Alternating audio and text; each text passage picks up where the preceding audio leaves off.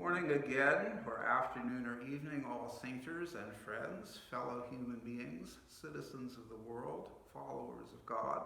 Here we are again to talk about prayer in this time when we cannot be in the sanctuary. So what are we doing here today?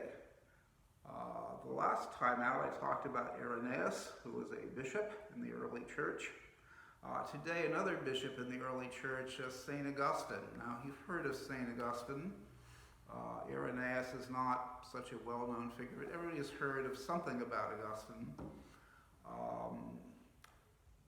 It's sad for me in a way, but it's going to be 50 years in September since I began college. I went to Columbia in New York. In the second semester of my freshman year, one of the required texts was Augustine's Confessions.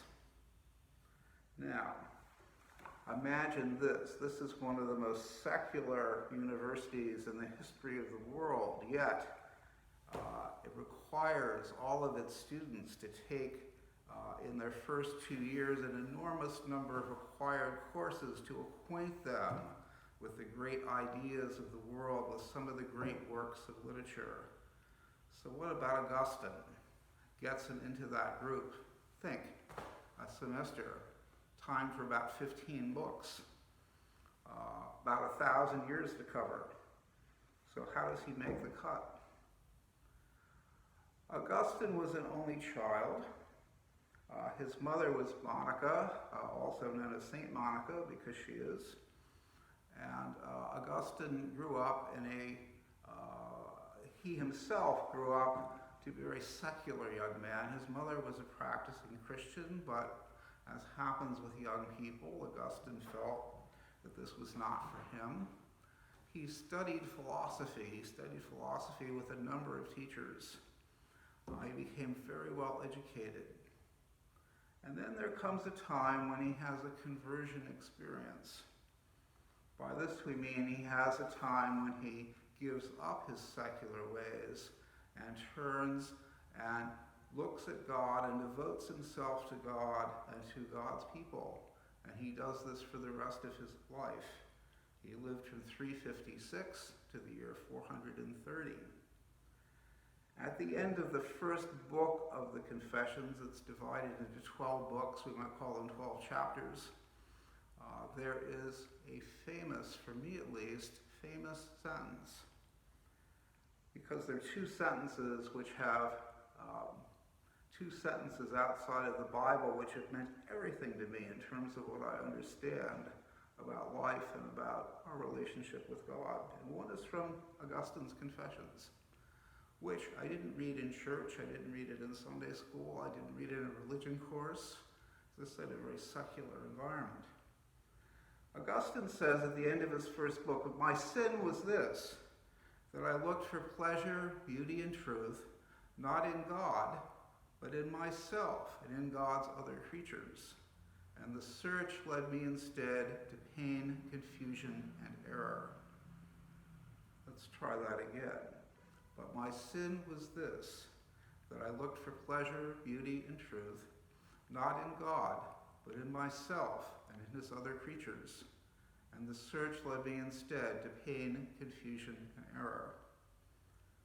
This is as good a description of human life as we could ever get. This is what happens to all of us, is it not? When we're not attentive to God, we're not, as Irenaeus said, fully alive because we're not receiving the glory of God that is the substance of what we get when we worship God, when we come to God as Christians. Augustine went on to write thousands and thousands and thousands of pages, all of which are still read, although mostly by scholars, but they're still read. People who are theologians read him, as they say, religiously. And we can all benefit from what Augustine did. Sadly, his life ended in the year 430 as the barbarians who had descended and sacked Rome a few years earlier got to North Africa, where Augustine lived, and destroyed every church in his diocese. Now, North Africa, the city where he was bishop is not there any longer. But North Africa, he was a person of color. We know this about Augustine. He was a person of color. We're used to thinking of our great teachers and preachers as being white, as we see depictions of Jesus being a white man at a time when most of the people in the world could be said to be persons of color. In fact, we know from archaeological and DNA evidence that people who have skin as white as mine did not exist until 6,000 years ago. That's like a second ago in terms of human history. So Augustine is a person of color at a time when that was not a remarkable thing. And he was perhaps the smartest person, the very smartest person that Christianity produced between the crucifixion and the arrival of Thomas Aquinas about 600 years later. So my sin was this: I looked for pleasure, beauty, and truth, not in God, but in myself and in his other creatures. And my search led me instead to pain, confusion, and error. When we are tempted to make the church a secular place, when we are tempted to bring all of the things that we learned outside the church into the church and say it should be run this way, the same way as, let's say, other businesses are run, we have to step back and say, oh, it's not a business. We're here for God's glory. We're here to receive it. We're here to give it. We are here to love and to be loved. Love is the important thing. It doesn't have a price. It has no price. It has no physical substance, but we all know it when we see it, when we feel it. We know when we have it. We know when we give it. And we're able to do these things better and better and better because of St. Augustine, 356 to 430. Let us pray. Gracious and loving God, we thank you for giving us the life of Augustine, Bishop of Hippo. We thank you for his enormous contributions to the way that we think as Christians, to the way that we think as human beings. And we ask that his goodness continue to descend upon us and help us when we are trying to discern what it is we're to do in our time and place.